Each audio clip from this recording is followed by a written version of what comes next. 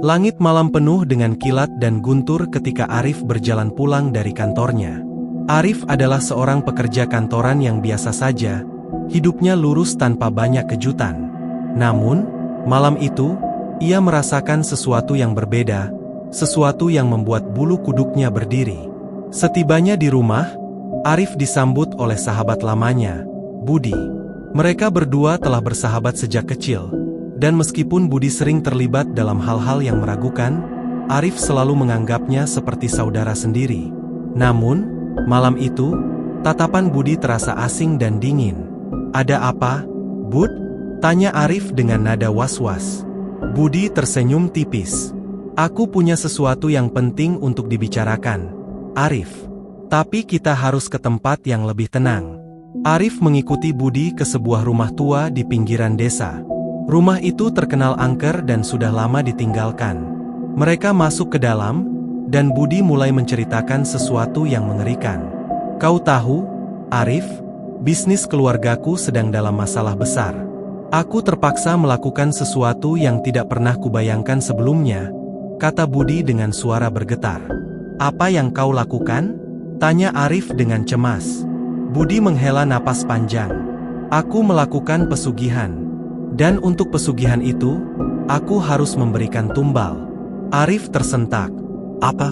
Kau gila, Budi? Tumbal seperti apa yang kau maksud?" Budi menatap Arif dengan tatapan kosong. "Aku butuh seseorang yang dekat denganku. Seseorang yang tidak akan dicurigai. Aku butuh kau, Arif." Arif tidak percaya dengan apa yang didengarnya. "Budi, kau sudah gila. Aku ini sahabatmu." Namun, sebelum Arif bisa bergerak, Budi menarik sebuah pisau dari balik jaketnya dan menusukkannya ke perut Arif.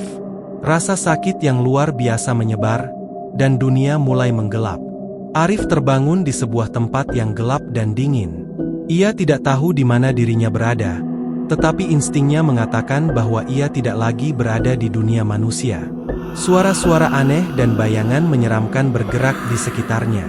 Arif berusaha untuk bangkit, tetapi tubuhnya terasa lemah. Ia melihat sekeliling dan menyadari bahwa tempat itu penuh dengan makhluk-makhluk mengerikan.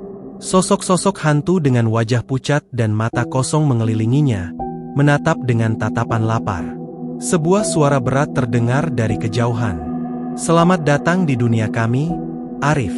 Arif berbalik dan melihat sesosok makhluk besar dengan tubuh berbulu dan mata merah menyala. Makhluk itu adalah Raja Iblis yang menguasai dunia bawah. "Kau telah menjadi tumbal," kata Raja Iblis. "Dan sekarang, kau milikku." Arif merasakan ketakutan yang luar biasa. "Aku tidak seharusnya ada di sini. Budi, dia yang menjebakku." Raja Iblis tertawa mengerikan. "Pesugihan membutuhkan tumbal, dan kau telah dipilih. Tidak ada jalan keluar dari sini." Arif merasa putus asa, tetapi ia tahu bahwa ia harus mencari cara untuk keluar dari tempat itu. Ia berusaha untuk mengingat semua yang pernah ia pelajari tentang makhluk gaib dan dunia bawah. Dengan sisa-sisa keberanian yang ada, Arif mulai menjelajahi dunia bawah. Ia bertemu dengan berbagai makhluk menyeramkan, mulai dari kuntilanak yang menangis hingga pocong yang melompat-lompat di tengah kegelapan. Di tengah perjalanannya, Arif bertemu dengan seorang pria tua yang tampak bijaksana. Pria itu mengenalkan dirinya sebagai Kakek Suro, seorang dukun yang telah terjebak di dunia bawah selama puluhan tahun. "Aku tahu kau ingin keluar dari sini," kata Kakek Suro. "Tapi itu tidak mudah. Hanya ada satu cara untuk melakukannya." "Apa itu?" tanya Arif dengan penuh harap. "Kau harus menemukan dan menghancurkan jimat yang digunakan untuk pesugihan," jawab Kakek Suro. "Jimat itu adalah sumber kekuatan yang mengikatmu di sini." Arif mengangguk. "Di mana aku bisa menemukannya?" Kakek Suro menunjuk ke sebuah gua besar yang terletak di tengah dunia bawah. "Di dalam sana.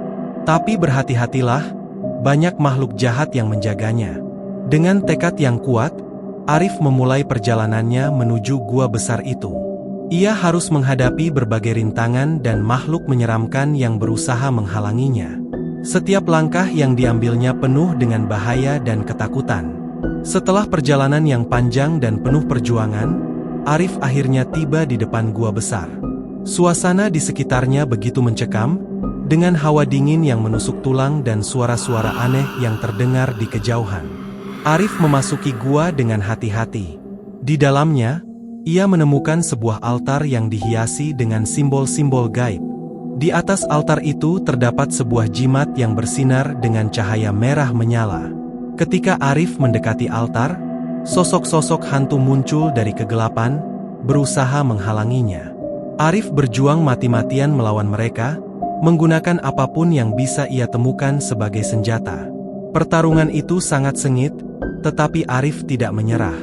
Ia tahu bahwa ini adalah satu-satunya cara untuk menghancurkan jimat dan membebaskan dirinya dari kutukan pesugihan. Dengan segenap kekuatan yang tersisa, Arif berhasil mencapai altar dan meraih jimat itu. Ia merasakan energi gelap yang kuat mengalir melalui tubuhnya, tetapi ia tidak gentar. Dengan sekali hentakan, Arif menghancurkan jimat itu.